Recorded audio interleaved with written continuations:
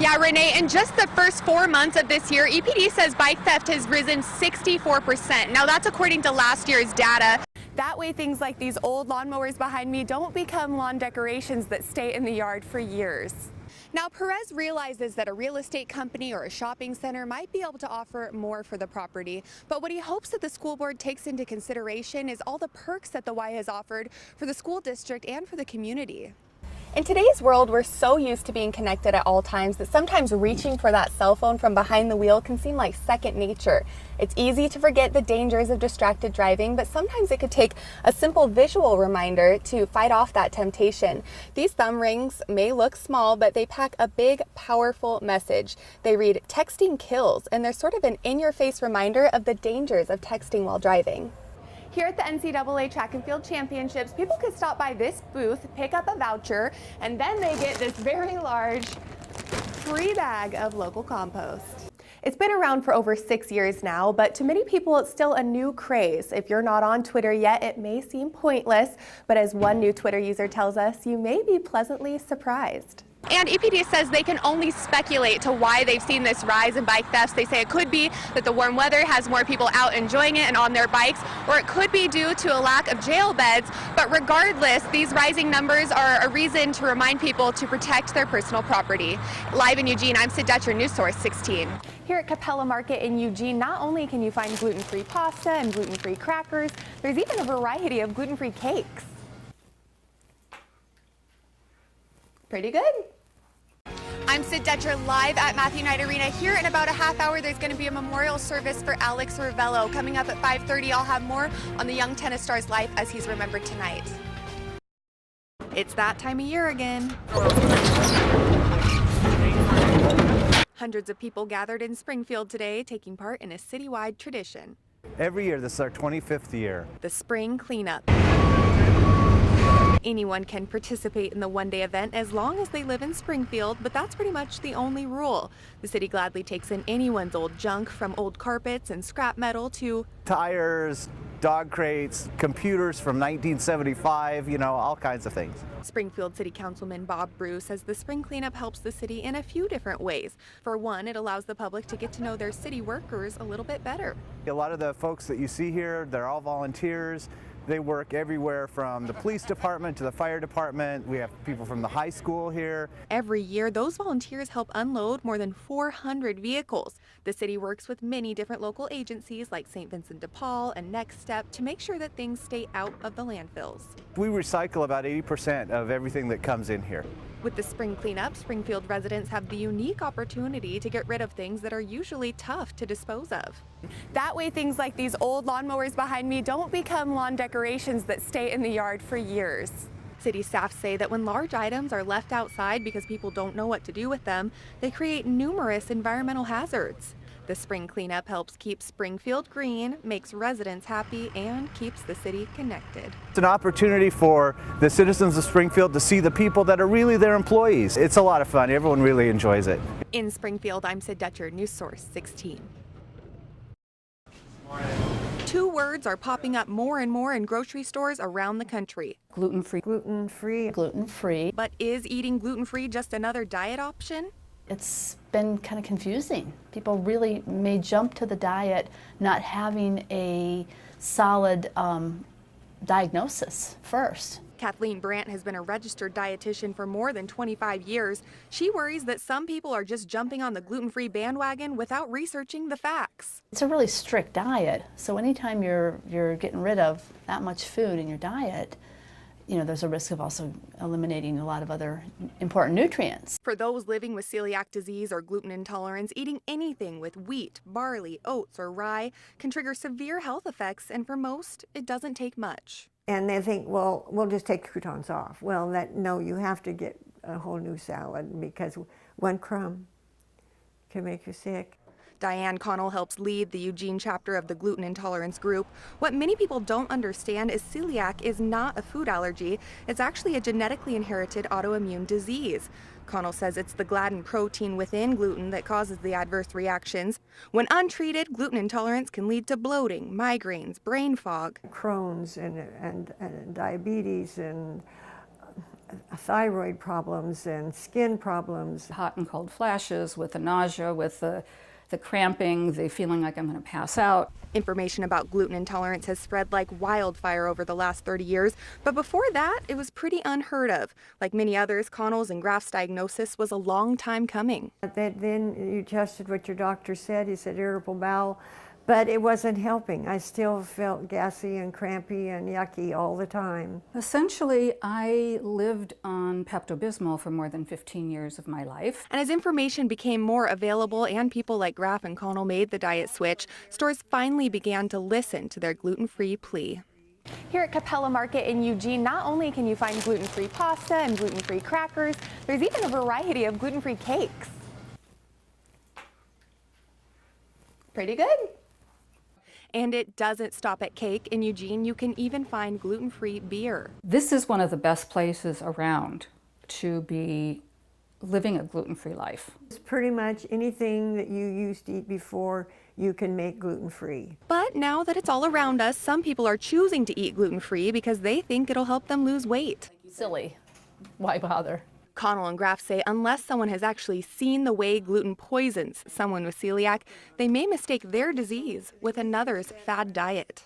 It makes it complicated. There were times where someone next to me would say, well, how did you get that? And I said, I'll get deathly ill if I eat what you're eating. And the response was, well, I'd rather have that instead. I said, but you're not going to get sick, and it's not, just don't go there. Meat, fruit, and vegetables are naturally gluten-free, so for that reason, some people who choose the gluten-free diet may lose weight, but others may actually gain weight. Ultimately, if you aren't experiencing any of the symptoms of celiac, it's best that you leave the gluten-free diet for those who need to eat it. Otherwise, it taints the seriousness of the issue. Eating gluten-free is not a fad diet, it's a lifestyle that many people rely on. It's been around for over 6 years now, but to many people it's still a new craze. If you're not on Twitter yet, it may seem pointless, but as one new Twitter user tells us, you may be pleasantly surprised. With more than 500 million users worldwide, it seems like everybody and their mother is on Twitter these days, but in reality it may be everybody but your mother. U.S. adults who are online who are on Twitter is something like 16%. So it's lower than I think most people would expect that number to be just because you hear about it so much. And it's true, it's hard to turn on the TV and not hear the words "follow us at this" or #that. Twitter users are allowed 140 characters per tweet, and tweets are made for a number of reasons, like sharing news stories, chatting with friends, connecting with celebrities. The 2012 presidential election was different than any in America's history thanks to the news media's ability to instantly review public reaction through Twitter. Millions of tweets not only followed each debate, speech, and blunder, but people were talking about the events as they unfolded on television. Social TV, which is kind of the terminology for when you're watching TV and you also have a second screen. Kelly Matthews is an instructor of public relations at the University of Oregon. Her courses often focus on the importance of social media, and she incorporates sites like Facebook and Twitter into her lectures on a regular basis. Even though all the major news networks, most teens and young adults, and even the Pope is now tweeting, it seems that parents are still a little out of the Twitter loop. It feels chaotic and it feels confusing, and it feels like, how could you possibly find anything useful in all that muck? Chaos and muck aside, Matthews says there are some significant benefits to Twitter, and the more people who use it, the more the fear in others will subside. Once people see the usefulness and look at who the early adopters are and look at people who are really finding a way to work in a new technology to their lives, and it makes their lives better and faster and easier and smoother, then other people will adopt. One of those new adopters is Angie Thomas. I didn't know that you could just say something and be okay with saying that. I thought you had to put a little hashtag after everything. Angie got on Twitter after some encouragement from her friends. Like many users, she wanted to stay up to date on celebrity gossip and news, but her main draw to Twitter is that both of her kids use it on a daily basis. Of course, the very first tweet back to me was my daughter saying, "Oh my God, why did you do that?" Angie started using Twitter in the fall and says her daughter Alexi has warmed up to her mom being on Twitter. Well, she was not very happy, but she's okay with it now. Yeah. Not sure what the appeal was before, Angie really enjoys Twitter now. Her favorite part? Staying in touch with everything. Someone will say, did you hear about such and such? And I'll say, yeah, as a matter of fact, I got a tweet about that this morning. Angie trusts her kids, but she wanted to monitor what they were saying. I would want to know if something was going on, or even there's actually some bullying kind of on Twitter, which kind of bothers me. Alexi says her mom being on Twitter has actually turned into a positive thing for the both of them. She'll tweet inspirational quotes and tweet them at me, and I'll be like, okay, like that helps me out. Angie says it's important for more adults to join Twitter. I kind of wish more teachers and more coaches and more parents actually would get Twitter accounts, because I think it's a really important way of seeing what your kids are doing. When Alexi's cheerleading coach was on Twitter and Facebook, she says it really helped her and her friends stay on a successful track. Kept us out of trouble, and it obviously kept us on our toes. Though it sounds scary and confusing at first, if more adults join Twitter, it might be a positive thing for everyone. I'm getting out there and I want to know what's going on, and I want to be sure that there's, no bullying and that you guys are doing good, and if you need something, I'm there for you. If you're thinking about joining the social media world but you don't know where to start, the Springfield Library has a free class coming up this next week for social media beginners. It'll be on February 12th from 10 to 11 in the City Hall Computer Lab. Reporting from the Springfield Library, I'm Sid Dutcher, News Source 16. Texting. A modern-day convenience or a growing danger? I feel like texting and driving is kind of like a silent killer. Multiple studies offer proof that texting can be both. Clearly, it's an efficient way to communicate. It's one of the most popular ways for teens to stay connected. About 80% of American teens own cell phones, and on average, they're sending about 60 text messages a day. In today's world, we're so used to being connected at all times that sometimes reaching for that cell phone from behind the wheel can seem like second nature. It's easy to forget the dangers of distracted driving, but sometimes it could take a simple visual reminder to fight off that temptation. These thumb rings may look small, but they pack a big, powerful message. They read, "Texting kills," and they're sort of an in-your-face reminder of the dangers of texting while driving. Why so extreme? Because in America, texting while driving kills 11 teens every day. A texting driver is 23 times more likely to crash than a non-texting driver, but AAA says 46% of teens admit to texting while driving, and more than 3/4 are very or somewhat confident they can do it safely. Our nation's not proactive about it, and it's kind of wondering how many people have to die before we actually do something really serious about this. Joey Vanek is a 16-year-old driver, but you won't see him using his phone from behind the wheel. A lot of kids think it's okay to text and drive. Have you experienced that with your friends? Yeah, because they think it's easy to do. They think they're experts. I basically tell them they're endangering myself and my family. AAA says car and traffic accidents are the leading cause of death for 15 to 20-year-olds. The greatest influence for teen drivers?